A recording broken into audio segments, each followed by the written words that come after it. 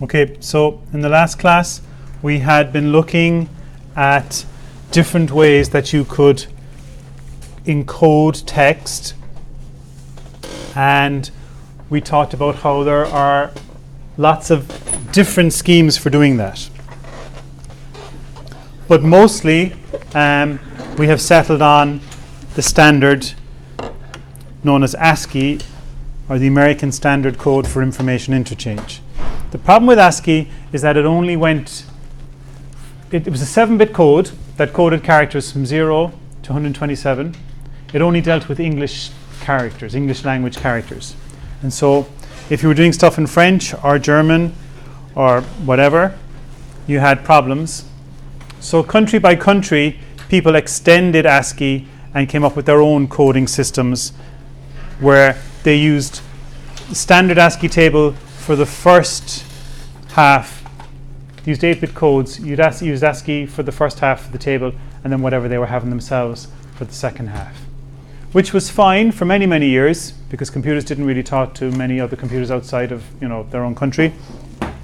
But then with the internet and various other technologies and developments, that caused problems. We still have some problems today with, say, sending a text message, but this brought us up to Unicode. So Unicode is an attempt to provide a single coding system that can code all of the world's written languages, even the ones that are no longer in use if they were considered culturally significant enough. So there was some discussion as to whether OM here, which is an Irish writing system that's many, many, many years old, one of the oldest writing systems in the world, if that should be encoded in Unicode, and it is encoded in Unicode. There was also a lot of discussion as to whether Klingon should be included or not, and I think Klingon eventually was not included in Unicode, although there are sort of sort of code pages. There are some non-standard implementations, I think. Okay. So Unicode is an attempt to provide a single coding system for all of the world's written languages. So when you go to a web page, it doesn't really matter what language it's in. Ideally, you'd be able to view it. So it starts with ASCII, where you have 0 to 127. So that's fair enough. That's a no-brainer. But then beyond that, from say 128 to 255, across Europe, those values would have resolved to different characters. But when you're using Unicode, they don't. They're all the same. So wherever you go, the number of the character would equal the same symbol or whatever. So if you can imagine Unicode as a huge mega table that goes from 0 to whatever, how many, thousands, and each character or each symbol used in human writing is given its own unique number. Now, if you're writing in English, you don't actually see much of a difference because uppercase A is still 65. It's 65 in ASCII and it's 65 in Unicode. But if you're writing in Korean or Japanese, for the first time you have an internationally recognized number that goes with each of your characters. That's standard across all implementations. And so that's really useful. Okay? So the position of a character or a symbol in the code table is called its code point. So the code point, could you close that door actually there? So the code point for uppercase A is 65. in decimal.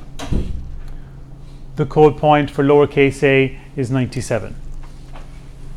The code point for the Japanese character whatever, blah blah blah, that is, 4,000 and whatever. So if you imagine Unicode has kind of specified then a huge ginormous table, not unlike the ASCII table, but it goes on and on and on and on and on. And every character has a unique number. Now Unicode only specifies the number. It doesn't go into how you might take that code point and represent it in bits. If you have values that only go from 0 to 127, well, it's easy enough to come up with an efficient system that could represent those values in bits. You might use 7 bits per code point, and sure, you're laughing. If your system is only using Chinese characters, maybe you might do something different. There's a couple of different ways to do it. Okay, so we're going to look at some of the choices that were available, some of the choices that still are available, and then we're going to look at one in particular which is particularly clever. Okay? So the point is that Unicode, big huge table, like an ASCII table, but goes on and on and on and on, and each character has a number. But that's all Unicode says. We're not committing ourselves to how those numbers get represented in bits. Okay? So UTF-7 is one scheme, which isn't really part of the standard, but it's often used in email systems. And so UTF-7 uses 7 bits per character.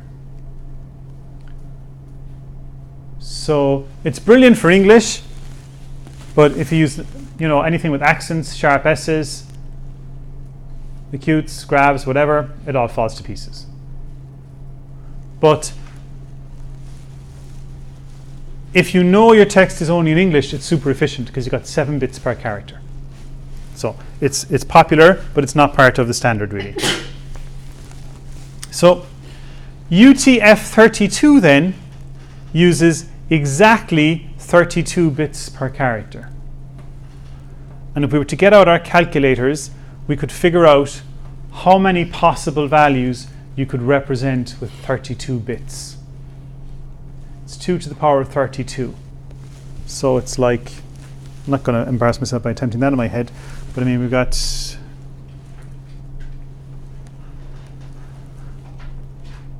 it's 16 million and something multiplied by 256. It's a lot.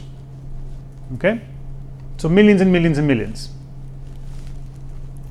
So you can pretty much code almost all of the code points using 32 bits. How many millions is it to be figured out? Or no? Anyway, it's an awful lot. Okay? And so that's great, and it's simple. And for each character, you use 4 bytes, because 32 bits is 4 bytes. So if you were looking at a message coming past, the first 4 bytes would be one symbol or character, the next 4 bytes would be the next one, the next 4 bytes would be the next one. And yip-de-doo, you now have a single system that can code pretty much every kind of message in any language you'd want on the planet. But of course, it doesn't make us English speakers very happy. Because if we were to convert all of our documents from 8-bit codes to UTF-32, the world would be full of peace, love, and harmony, and we'd all have interoperable systems. But our documents would be 4 times bigger than they would be otherwise. Because on a good day, when you're sending stuff in English, it's 7 bits per characters. On a bad day, we use 8 bits per character. But 32 bits per character is just we're not having it. Why should we make all of our documents and all of our files 4 times larger than they otherwise would be, just because, you know, there are people, you know, there are foreigners in the world. So that's a problem. UTF-16 is kind of a halfway house. So that uses 2 bytes per character. So you can still code an awful lot. So if the code points of the language you were trying to encode were to fit in that range, then you'd be laughing. So I'm not sure where Chinese and Japanese fit on the table. But if they're in the part that you can do with 16 bits is 64,000, is it, or something like that?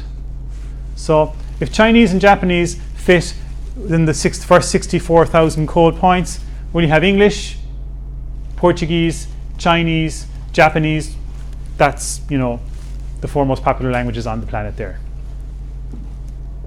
Sorted. Is Spanish in there? Not sure. Probably. Okay.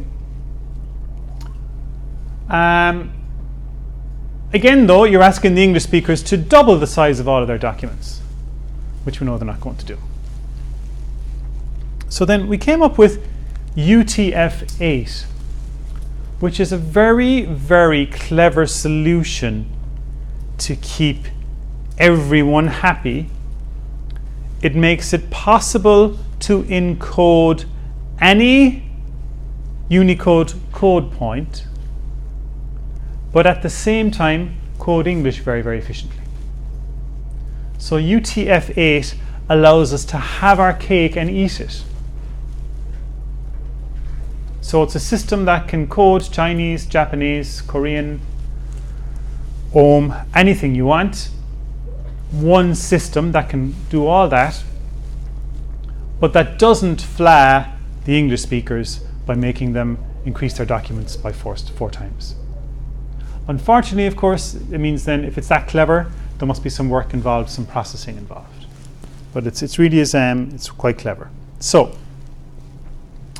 what UTF-8 does is each character or symbol, each Unicode code point can be is represented by a number of bytes. It's variable length though, so it's not necessarily 1 byte or 2 bytes or 3 bytes. It depends, and typically it depends where the code point is on the range. Okay. So what we have is the first 128 code points, 0 to 127, are coded in a single byte, and the first bit of that byte is 0.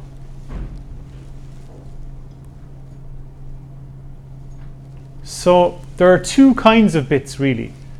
The first bit is saying, okay, this byte is a 1 byte code, and we're told that because of this first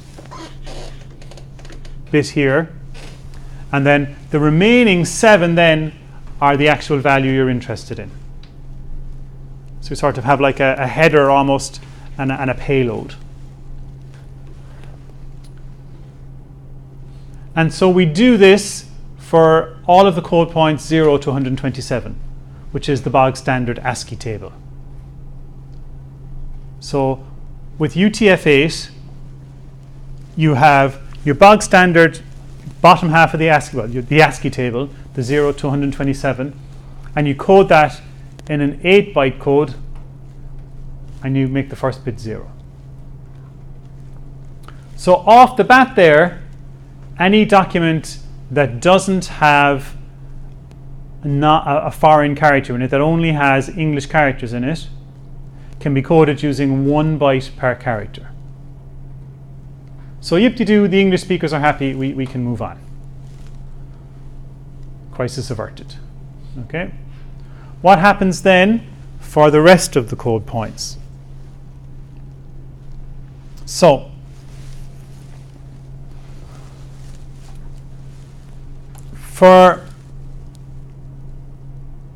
that's wrong there now. That's not 0 to 2047, that's 127 to 2047. Okay? But the next part of the table anyway, okay? We use 2 bytes, and we have special bits at the start that tell us what's happening.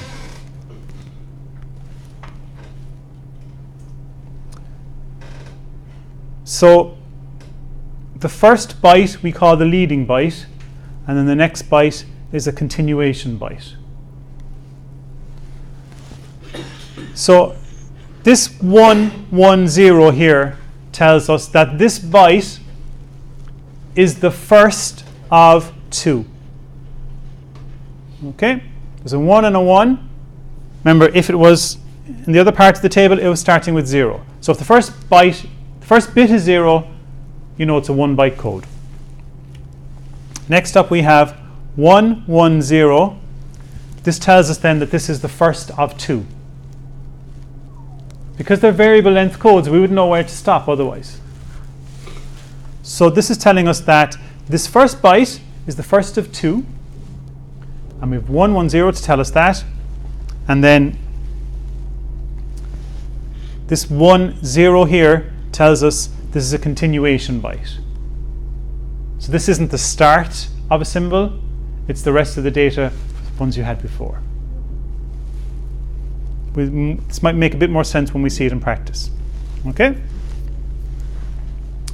You can have 3 bytes, so you'd have 1, 2, 3 ones followed by a 0, and then a 10 in the start of the next byte, and a 10 at the start of the next byte. So let's look at the simpler one here now. Okay? We're trying to code the value 512. So there's a character whose code point is 512, which we know to be 1 followed by 1, 2, 3, 4, 5, 6, 7, 8, 9 zeros. So it's a 1 and 9 zeros. So it's 0, 1, and 9 zeros. Okay? When this is coded in UTF-8, because it's going to take 2 bytes, I'm going to say 1, 1, 0, and then this, if I click here now, what will happen? This part of the information, nothing. Okay? I'm trying to highlight that there. So these bits here are stored in this part of the byte, and the remaining 6 bits are stored in this part of the continuation byte. So the 0, 1, 0, 0, 0, 0, 0, 0, 0, 0, 0, that's the information that we're sending, that's the information that we're storing, that gets split across 2 bytes.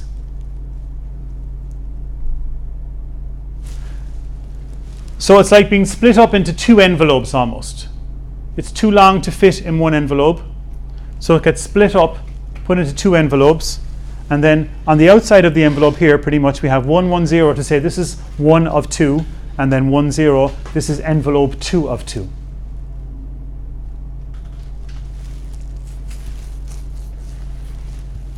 So when this bit sequence is received, when a 110 is received at the other end, the receiver knows, okay, the next 5 bits I must put aside there now and store those, and then 10 tells us that, okay, and this is the second part of it, these zeros here are the next part of the message, so to speak. And so the message then is 0, 1, 0, 0, 0, 0, 0, 0, 0, 0, 0, if I did it right,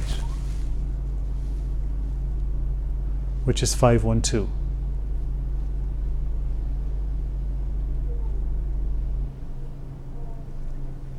We'll do an exercise in this anyway, okay? So don't worry if it's not making sense straight away. It actually makes complete sense. It's one of those things when you get it, you go like, oh yeah, duh. But until then, it's like, what the fuck? Do you know? So don't worry about it. Okay? We'll be grand. No. Leading byte, continuation byte. If it goes across 3 bytes, we have 1110. Those 3 ones tell us this character, this code point, is spanning across 3 bytes. And then we have our continuation bytes 1010.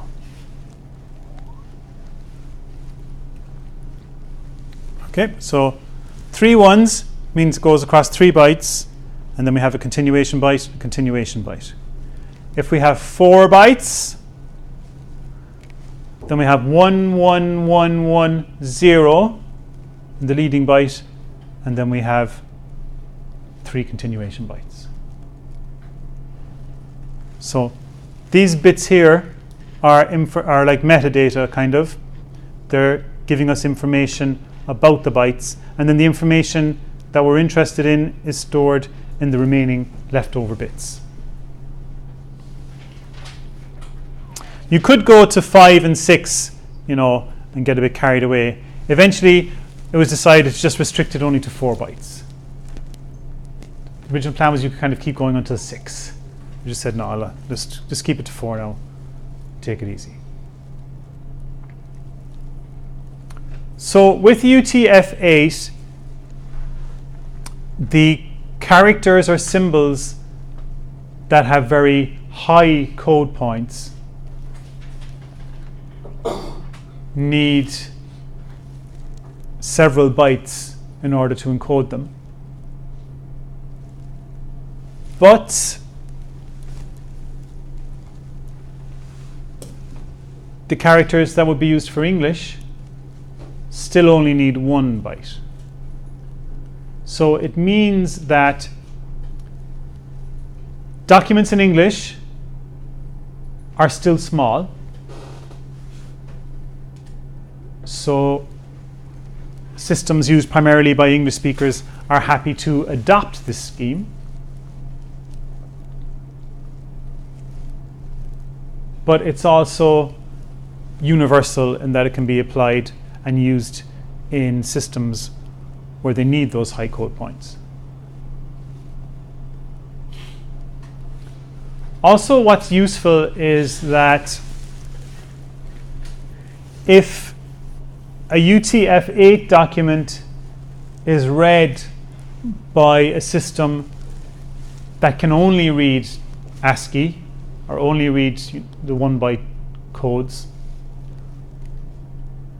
well, then the foreign characters get all garbled and jumbled up and become gobbledygook, which is just not a big deal, like. But it does mean that a document that's in English, it's coded in UTF-8, can be read perfectly by an old system that's never even heard of UTF-8. So it's backward compatible as well, which is very handy. Now, having all this extra data does make it a little bit inefficient, for example.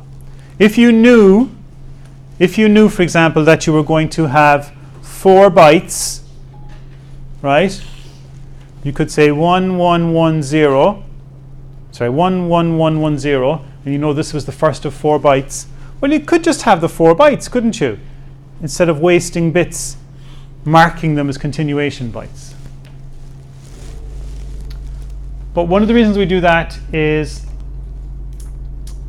if, say, a part of the message was lost, let's say this was a transmission, if part of the message was lost, well, it could be hard then to resync and to catch up and know what's the start of what. So it is a little bit wasteful, but it does help us, it does make it easier to keep track.